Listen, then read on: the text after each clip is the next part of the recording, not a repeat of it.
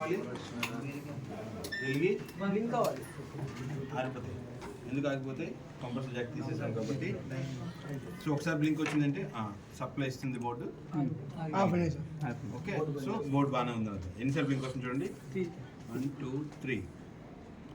So చాలామంది 3 blinks వస్తే ఏం చేయాలి, 4 బ్లింక్స్ వస్తే ఏం చేయాలి, కంప్రెసర్ మార్చాలా, బోర్డు మార్చాలి అంటారు. సో బెస్ట్ సొల్యూషన్ ఇది పెట్టి చెక్ చేసుకుంటే మీకు తెలుస్తుంది. ఇది ఇలా తీయకుండా యాక్చువల్లీ అది కనెక్ట్ చేసుకోవడమే. మనం ఏం చేయాలంటే వైరింగ్ అనేసి ఆ రోజు వీడియోలో చూపించాను.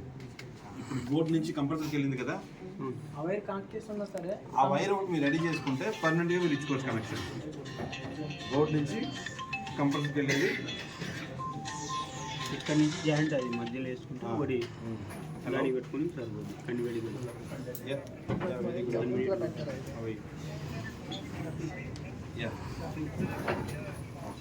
Okay okay okay. మోల్ ఏదో ఉందో చూడాలి. वीडियो वेस्ट है, मॉल है ना चलो. रिक्वेस्ट कैसे रेज करना है? इसको ये रिक्वायरमेंट कैसे देना है? वारंटी में चेंज करना है ऐसे बोल के मेल दे दूँ क्या? हेलो, यस यस इधर ओके. అర్థమైందమ్మా? సో ఈ వైర్ బిఎల్డిసి నుంచి కంప్రెసర్కి ఆ వైర్ ఉంది కదా, అది సెపరేట్ వైరింగ్ హార్నెస్ దొరుకుతుంది.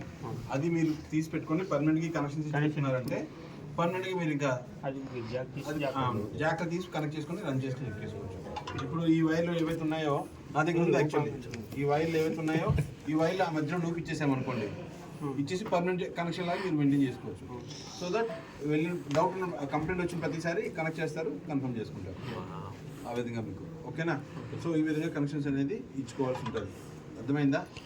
ఎవరికైనా డౌట్ ఉంది ఇది ఎలా వాడాలనేది అందరికీ క్లియర్గా అర్థమైంది కదా.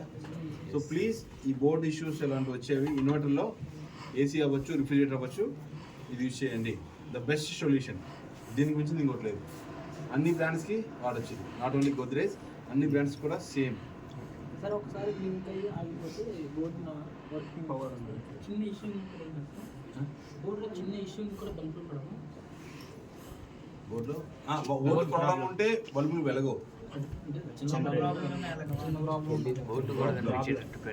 ప్రాబ్లమా పెద్ద ప్రాబ్లమా ప్రాబ్లం ఉంటే లైట్లు వెలగవు, అవుట్పుట్ రాదు. లైట్లు వెలిగి ఆగాయంటే కంప్రెసర్ సైడ్ ఇష్యూ. కంప్రెసర్ పోయిందని ఫిక్స్ అవ్వదు, కంప్రెసర్ సైడ్ ఇష్యూ ఉన్నట్టు. లైట్లు వెలగట్లేదు అంటే బోర్డ్ ఇష్యూ. లైట్లు వెలుగుతున్నాయి కంటిన్యూస్గా అంటే ఎవ్రీథింగ్ ఈజ్ ఫైన్. క్లియరా? అన్ని కంటిన్యూస్గా వెలుగుతున్నాయి, కూలింగ్ రావట్లేదు అంటే అప్పుడు యాంప్ చెక్ చేసుకోవాలి. ఇప్పుడు ఒక పని చేద్దాం, అది తీసే కంప్రెసర్ కనెక్ట్ చేయమా, 10 minutes ఆఫ్ చెక్.